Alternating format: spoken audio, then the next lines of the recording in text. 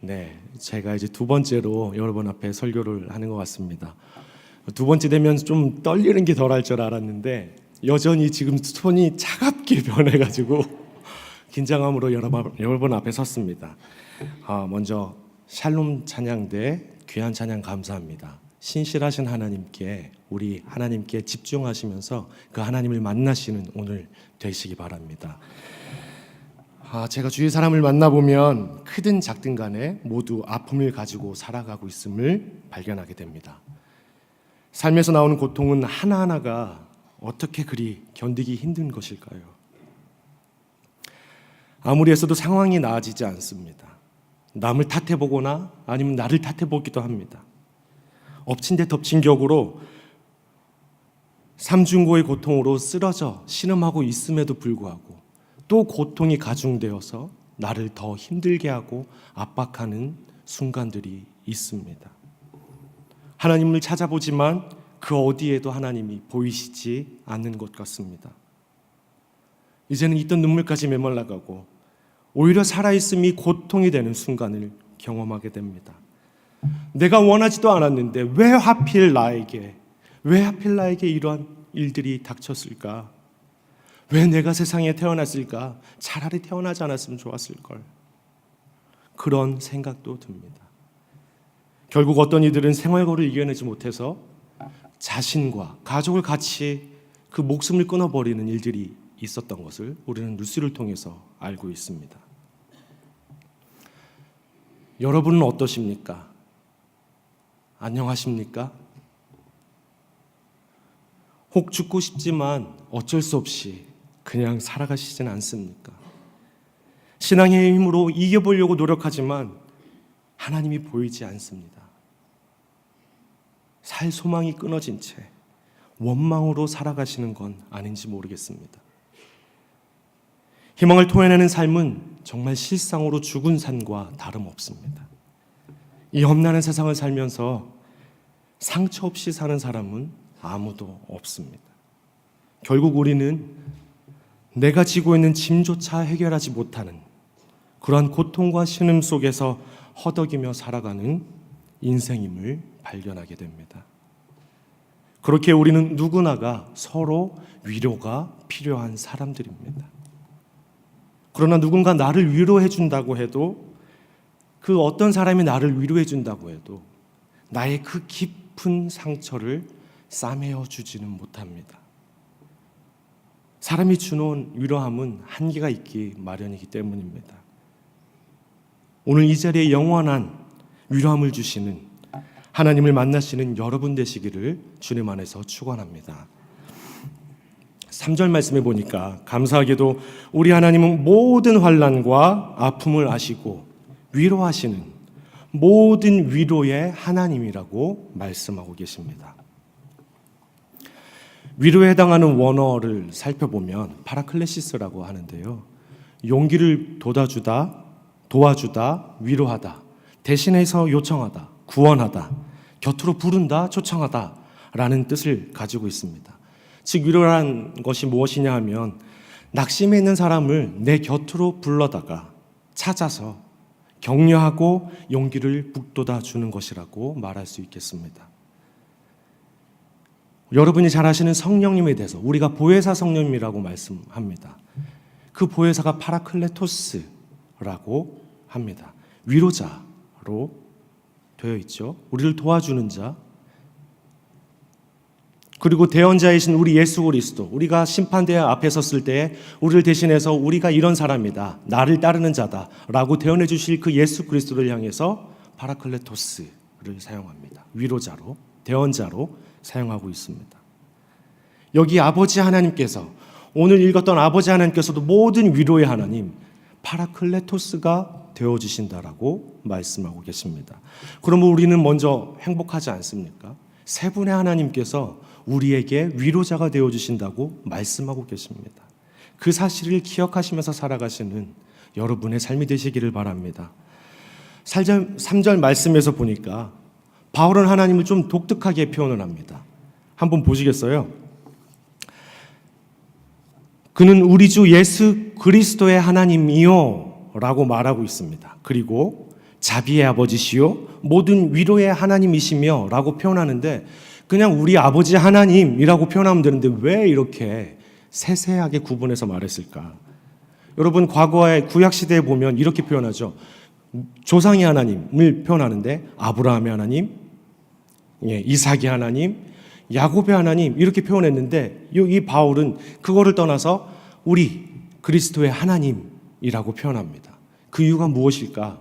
곰곰이 생각해 보면 그리스도의 그 은혜, 그 이름 가운데 그리스도의 은혜, 우리를 대신해서 죽으셨던 그 이름 가운데에 은혜가 있기 때문에 그 그리스도를 보내신 하나님 가운데에 그 자비가 있기 때문에 은혜의 하나님이요 그리스도의 하나님이요 자비의 하나님이라고 표현하고 있음을 알게 됩니다.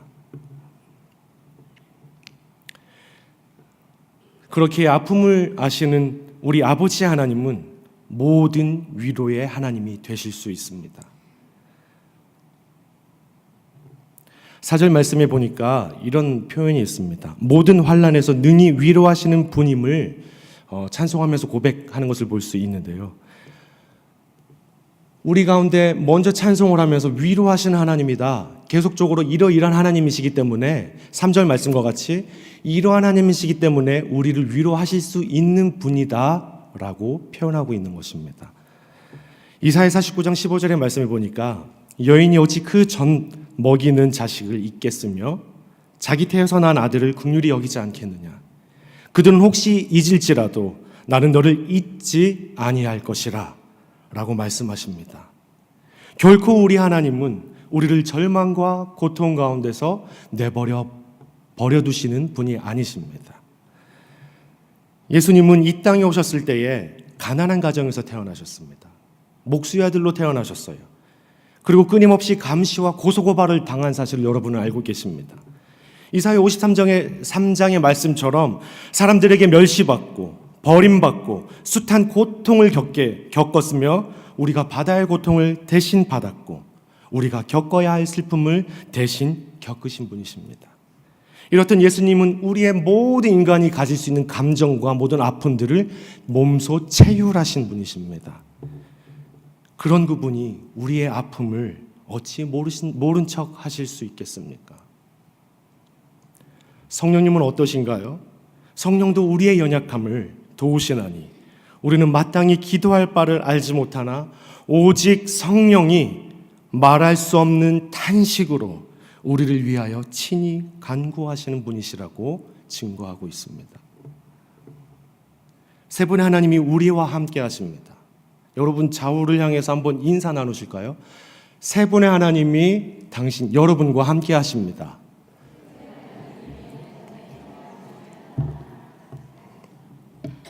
아멘이십니까? 이 말을 했는데 이러는데 아멘이 잘 안 나와서 아직 그런가 보다. 혹 하나님이 이러한 고통을 아신다면 그렇다면 어떻게 우리를 이런 고난 가운데 내버려 두실까? 우리가 당한 고난의 문제들을 왜 해결해 주시지 않는 것일까?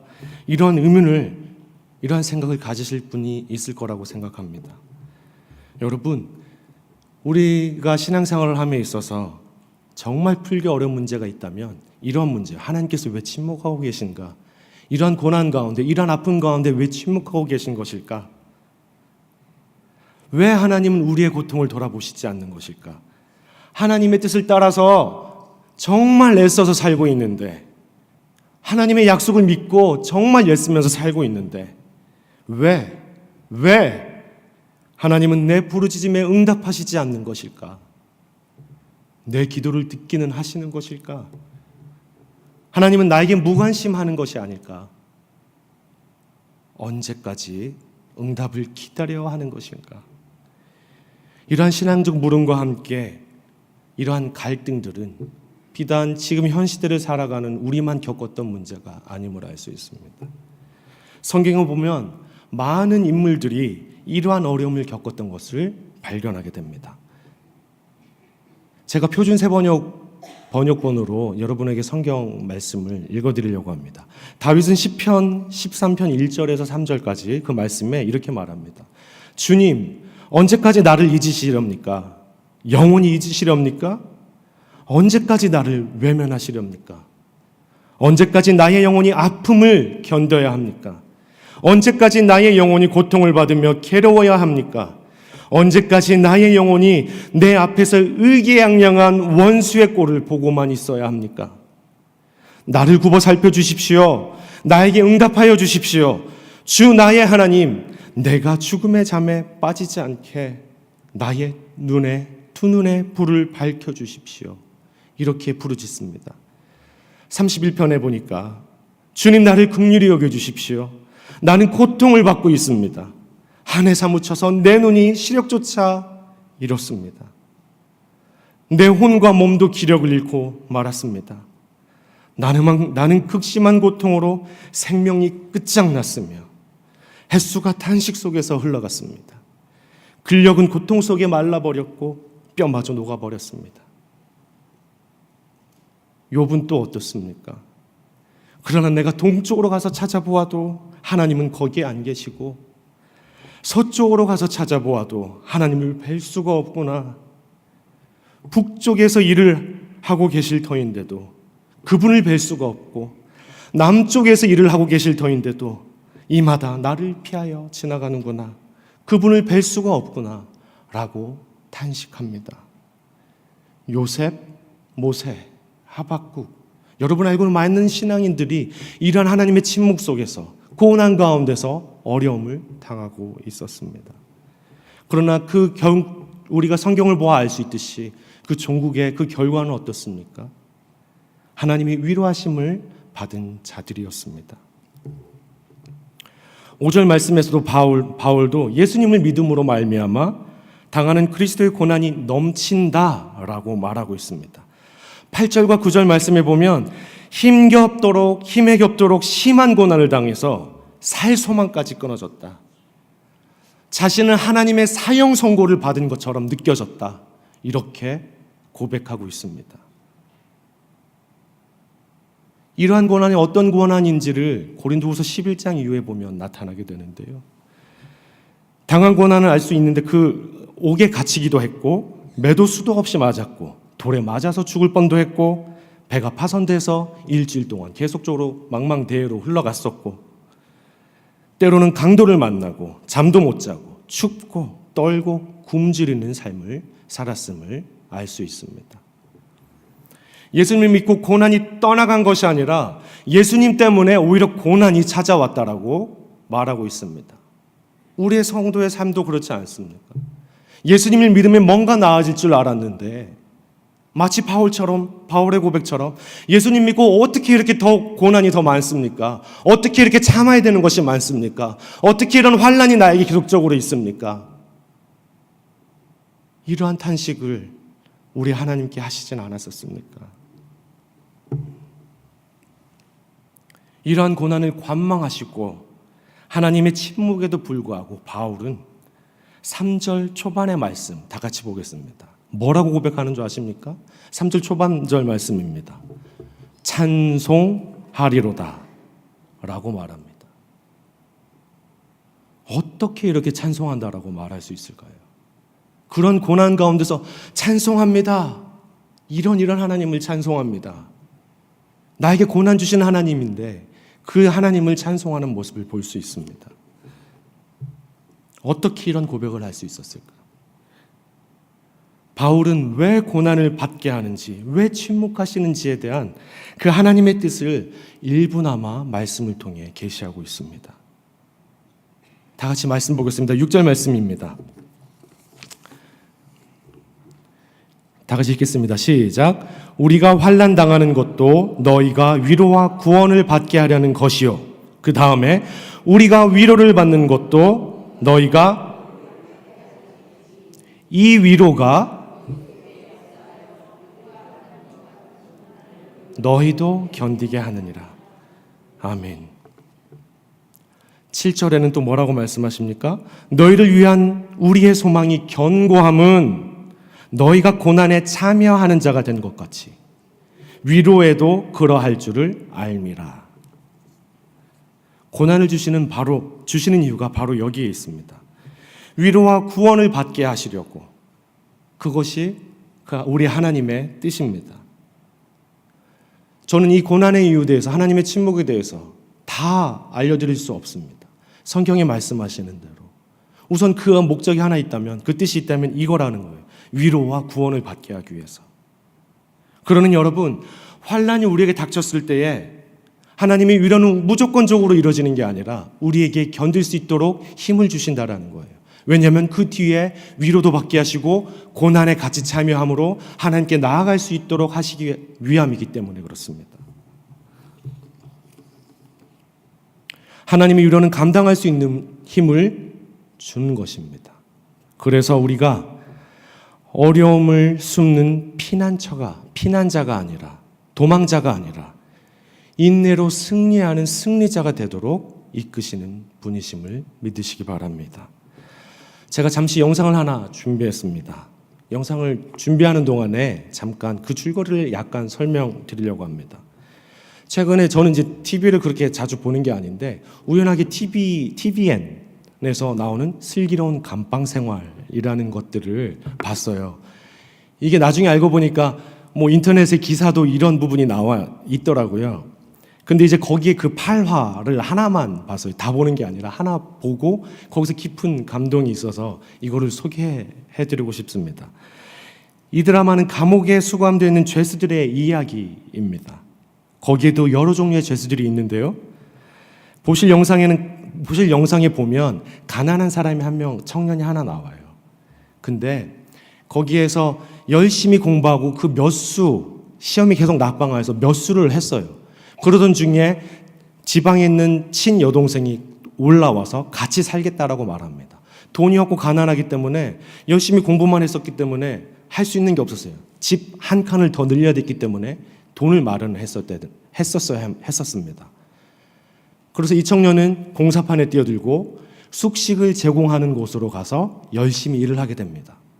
그러던 중에 어느 밤에 사장님이 뭔가를 접대를 했는지 술을 마시고서는 내가 술 계산을 해야 되는데 돈을 못 가지고 왔어. 지갑을 못 가지고 왔어.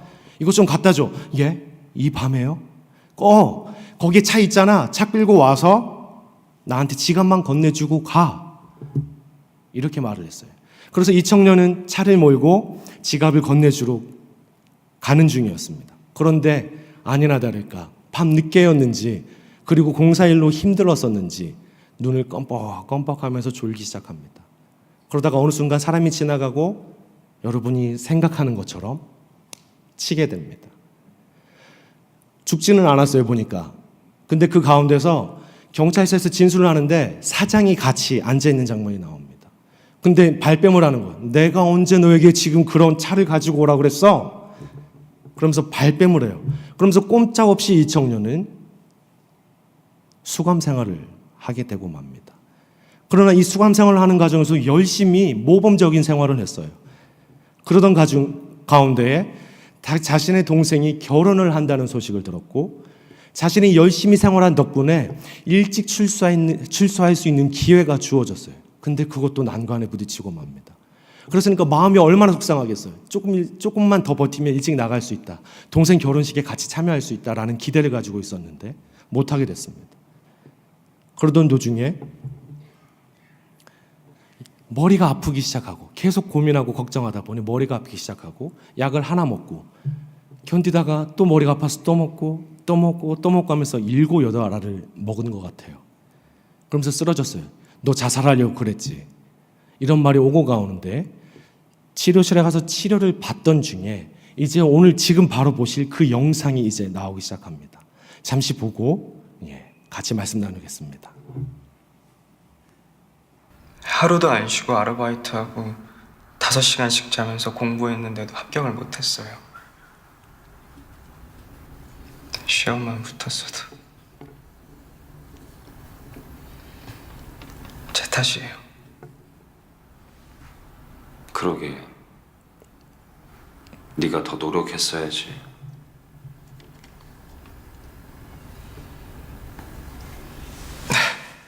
그러고 보면 형도 대단해요. 신고 선수로 넥센 들어가신 거죠. 진짜 대단하다. 그거 거의 100대1 정도 된다 그러던데 진짜 대단해요. 열심히 했거든. 나 나 죽기 살기로 열심히 했거든. 내가 제일 열심히 했어. 다른 누구보다 내가 제일 열심히 했거든. 속도 제가 더 빠르고 제구력도 제가 더 좋았습니다. 근데 왜 제가 아니라 김재혁입니까? 김재혁이 광주일보 출신이라서요? 네. 왼손이라 뽑은 거야. 좌완이 필요해서 트라이아웃 당구고 오늘 지원한 선수 중에 좌완 투수는 김재혁 한 명이야.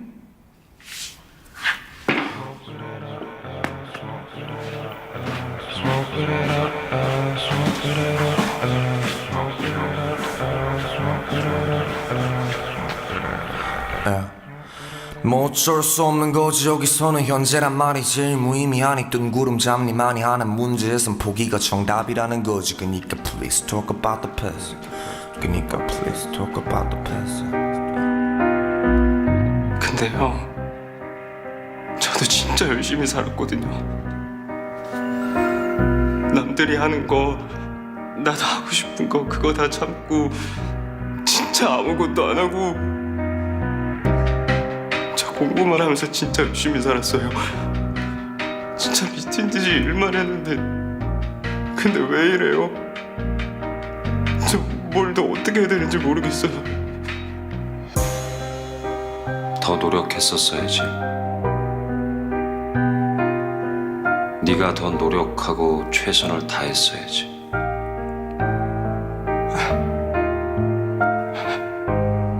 새벽부터 일하고 아르바이트도 5개씩 했었어야지. 밥도 먹지 말고 밥은 왜 먹어?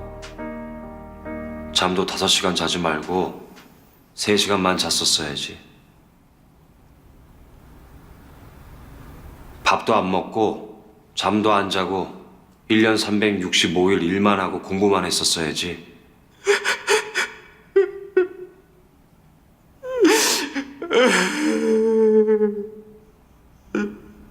어떻게 지금보다 더 열심히 사냐? 여기서 어떻게 더 허리띠를 졸라매?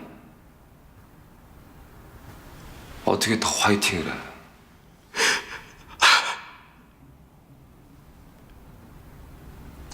최선을 다했는데 기회가 없었던 거야.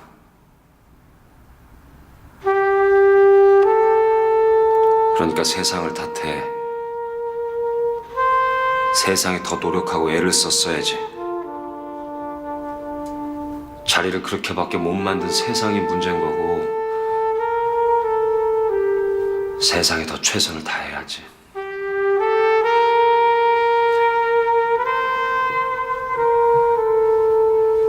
욕을 하든 펑펑 울든 다 해도 네 탓은 하지 마.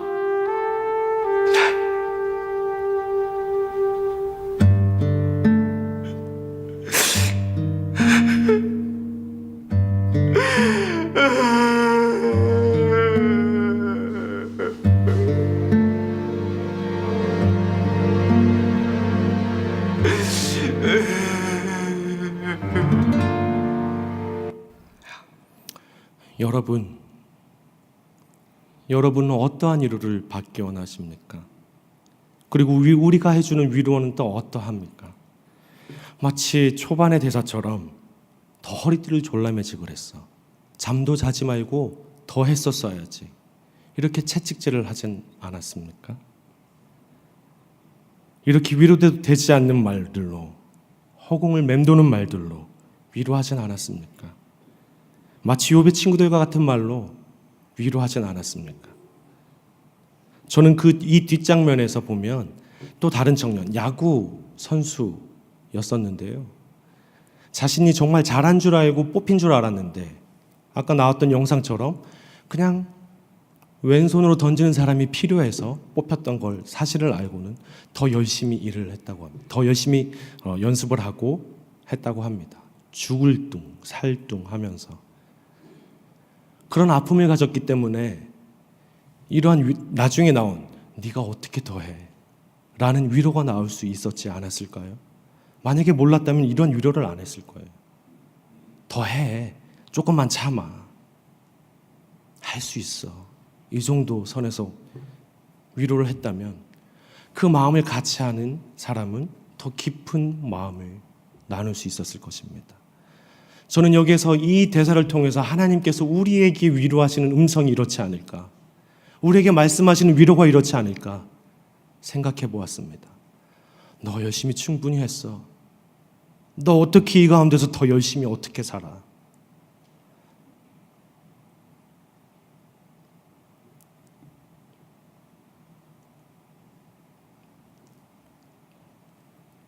너를 탓하지 마.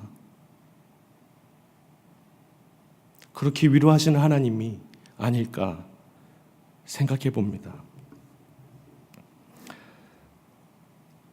그러나 조금만 힘낼 수 있겠니? 내가 너를 향한 계획이 있단다. 조금만 힘내라. 사랑하는 자야. 나와 함께 가자. 이러한 음성을 지금 이 순간에 여러분에게 하고 계십니다. 여기에 하나님의 뜻이 있습니다. 우리를 불쌍히 여기시고 깊이 동정하시는 그분은 6절 후반 말씀처럼 우리는 하나님께 받은 위로를 가지고 또한 동병상련의 마음으로 내 옆에 있는 이웃과 형제 자매에게 위로를 전하는 자로 서 있기를 원하신다는 겁니다. 나의 아픔으로 또한 위로를 전달하시는 여러분 되시기 바랍니다. 나가 9절 후반 말씀과 같이 고난 가운데 자기를 의지하지 말고 오직 죽은 자를 살리시는 하나님만 의지하게 하려 하십니다 라고 말하고 있습니다. 우리가 인간적인 위로에서만 끝나서는 안 돼요. 이 고난을 당하는 이유는 하나님을 찾게 하기 위해서요. 우리를 지으신 하나님을 만나고 하나님 가운데서 회복을 얻게 하시려는 하나님의 뜻이 있음을 기억하시기 바랍니다. 제가 말씀이 조금 더 긴데 줄이려고 합니다. 이야기를 예화를 하나 더 말씀드리고 마무리할까 합니다. 우리가 잘 아는 이야기인데요. 어느 날 밤 나는 한 꿈을 꾸었습니다. 주님과 함께 바닷가 모래 위를 거니는 꿈을 꾸었습니다. 하늘을 가로질러 저 멀리 내 인생의 장면들이 펼쳐졌습니다. 지평선 모래 위에 나란히 그려진 두 사람의 발자국, 하나는 나의 발자국, 또 하나는 주님의 발자국이 사이좋게 멀리 이어져 있었습니다. 그런데 발자국이 멈추어진 그곳에서 내 인생의 긴 길을 뒤돌아보았습니다. 그런데 어느 순간 지나온 모래 위에 한 사람의 발자국만 있는 것을 발견하고 깜짝 놀랐습니다. 생각해보니 그때가 내가 제일 아플 때였습니다. 참으로 견디기 어려운 시기로 너무나 비참하고 슬플 때였습니다. 나는 옆에 계신 주님께 물었습니다. 주님, 제가 당신을 따르기로 결심했을 때 주님은 항상 저와 함께 하시겠다고 약속하셨지요? 그런데 왜 제가 가장 필요하였을 때 주님은 어디에 계셨습니까? 이때 주님께서 조용히 대답하셨습니다. 나는 언제나 너를 사랑하였고 한시라도 너의 곁을 떠나지 않았단다. 네가 어려움을 당할 때 나는 결코 너를 떠나지 않았단다. 모래 위에 찍힌 한 사람의 발자국은 너의 발자국이 아니라 나의 발자국이란다. 환난 때에 너를 내 품에 업고서 피곤할 때에 너를 내 등에 업고 걸어간 나의 발자국이란다. 신앙의 위인들도 믿음이 좋은 사람도 대단한 영적인 체험을 한 사람도 큰 승리의 사람도 넘어질 때가 있으며 우리 모두는 절망하고 좌절할 수 있는 약한 존재들입니다. 그러나 낭망하지 마십시오. 그 끝에 주님이 주시는 은혜가 우리에게 넘칠 것이기 때문입니다. 우리를 일으키시는 하나님을 의지하시는 여러분의 한 주간의 삶, 평생의 삶이 되시기를 주님 안에서 축원합니다.